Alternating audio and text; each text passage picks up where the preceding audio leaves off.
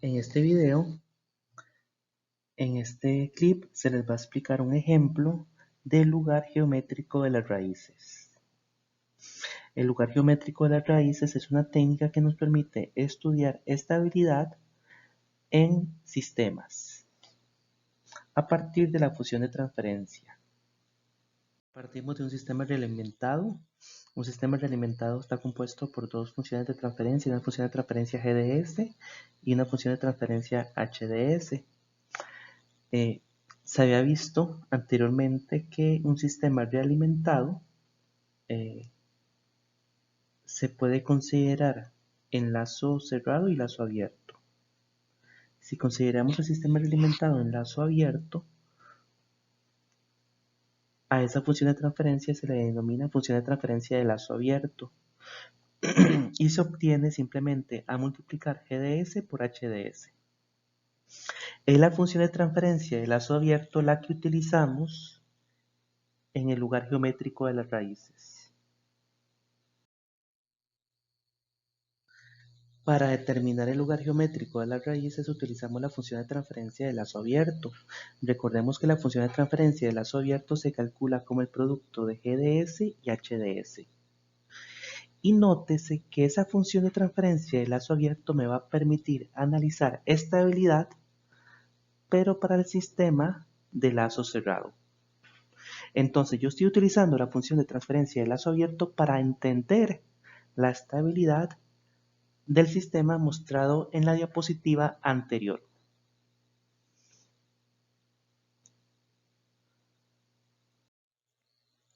A continuación, en este ejemplo, en este problema, se nos da GDS y HDS. Y se nos pide trazar el lugar geométrico de las raíces. Entonces, definitivamente, el primer paso va a ser determinar la función de transferencia de lazo abierto. Y eso es lo que vamos a hacer a continuación, determinar la función de transferencia de lazo abierto, la cual se obtiene simplemente a multiplicar GDS por HDS.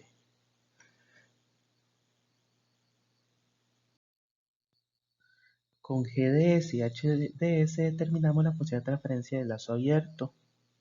La función de transferencia de lazo abierto se muestra en esta diapositiva. Posterior a eso podemos determinar la ecuación característica utilizando la ecuación mostrada. Nótese que 1 más la función de transferencia de lazo abierto igual a 0 es la ecuación característica. Si conocemos GDS y HDS, podemos calcular la función de transferencia de lazo abierto y luego con la función de transferencia de lazo abierto calculamos el polinomio o la ecuación característica. A continuación se muestra el procedimiento que nos permite obtener la ecuación característica. Nótese que se utiliza la ecuación 1 más la función de transferencia de lazo abierto igual a 0 junto con el cálculo anterior para obtener la ecuación característica. Nótese también que cuando obtenemos una fracción, únicamente hemos tomado en cuenta el numerador y no el denominador.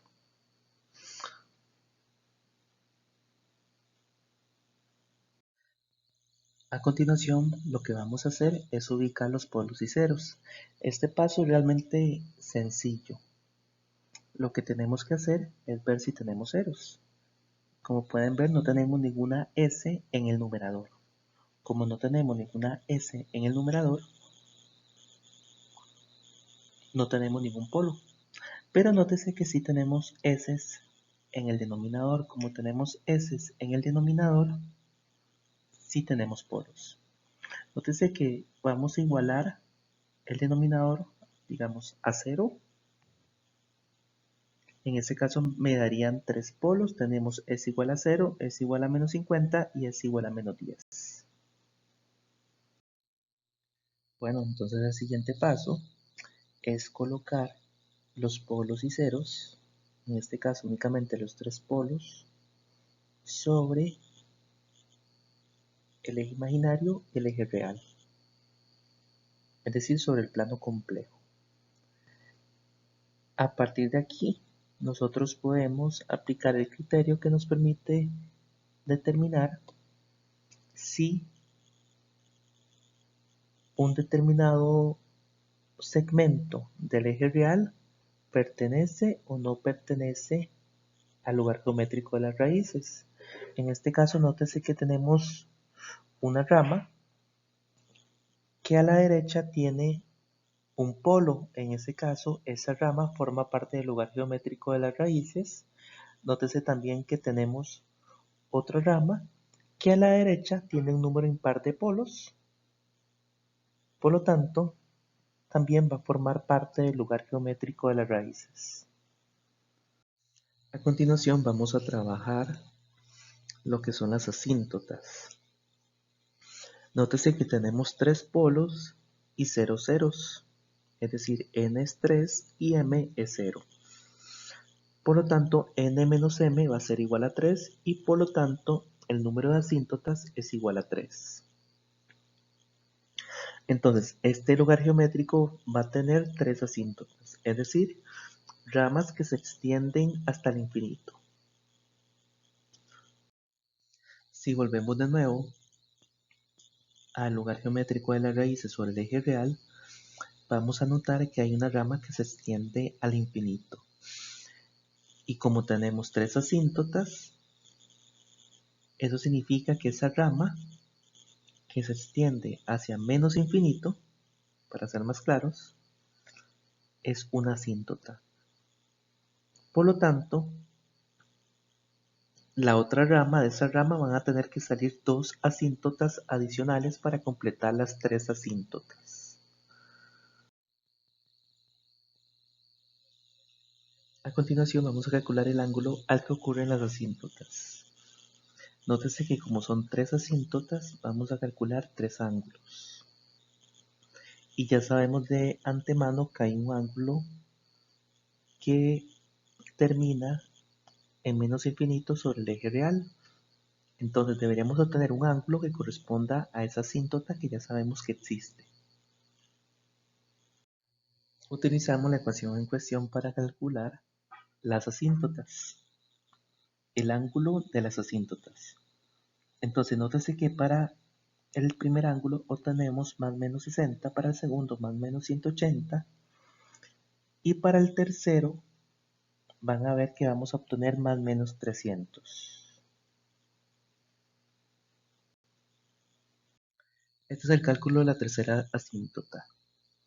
Nótese que interesante, nótese que ya tenemos los ángulos, esos ángulos se repiten entre las 3 asíntotas, pero nos dan información muy valiosa del comportamiento de las mismas. Para poder localizar las asíntotas ocupamos calcular el centroide. El centroide es el punto a partir del cual emergen las asíntotas.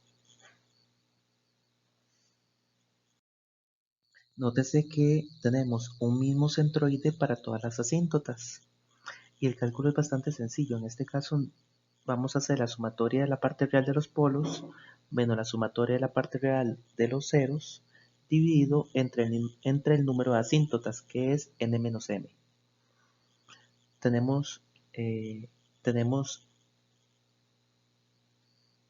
dos polos y no tenemos ningún cero. Entonces, como no tenemos ningún cero, la sumatoria de los ceros nos da 0. Pero como tenemos dos polos y tienen como parte real menos 50 y menos 100, sumamos esos dos, hacemos el cálculo y nos da que el centroide está en menos 50. Con el ángulo de las asíntotas y el centroide de las asíntotas podemos hacer este gráfico. Nótese las líneas punteadas en rojo. Esas líneas punteadas en rojo indican las asíntotas. Nótese que tenemos 3 asíntotas, una en 180, otra en 60 y otra en menos 60.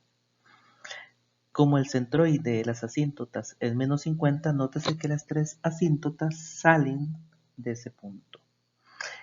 Esa línea roja, esas 3 líneas rojas, las vamos a utilizar como guía para hacer la gráfica. A continuación debemos calcular el ángulo de salida de los polos o bien el ángulo de entrada de los ceros. Como no tenemos ceros, no hay nada que calcular, pero tenemos polos. Por lo tanto, sí deberíamos calcular el ángulo de salida de los polos. Para este caso en particular, nótese que el ángulo de salida es 0 grados.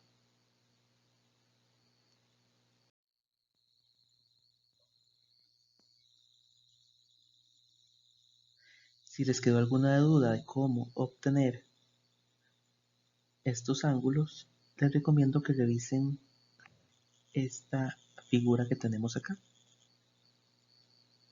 A continuación, para poder calcular y determinar esta habilidad, vamos a analizar el arreglo de Routh-Hurwitz.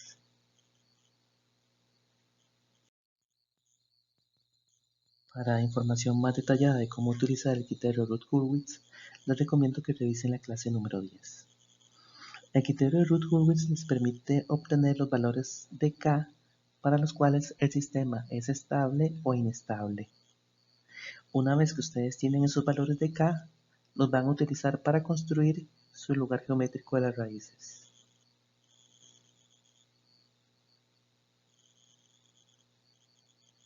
Concluimos que para que el sistema sea estable debe cumplirse que K está entre 0 y 150. Desde el punto de vista del lugar geométrico de las raíces, eso significa que cuando K es igual a 150, los polos están ubicados sobre puntos opuestos del eje imaginario, tal como se observa en esta imagen. El punto donde los polos intersecan el eje imaginario se denomina punto de corte. A continuación, ya con el valor de K, vamos a determinar el punto de corte. Eso lo hacemos haciendo K igual al valor de 150 y S igual a J omega y despejando omega. Al igualar la ecuación característica 0, nótese que estamos igualando por un lado la parte real y por otro lado la parte imaginaria. Y es aquí cuando vamos a resolver para omega. Al despejar omega obtenemos más o menos 70.7.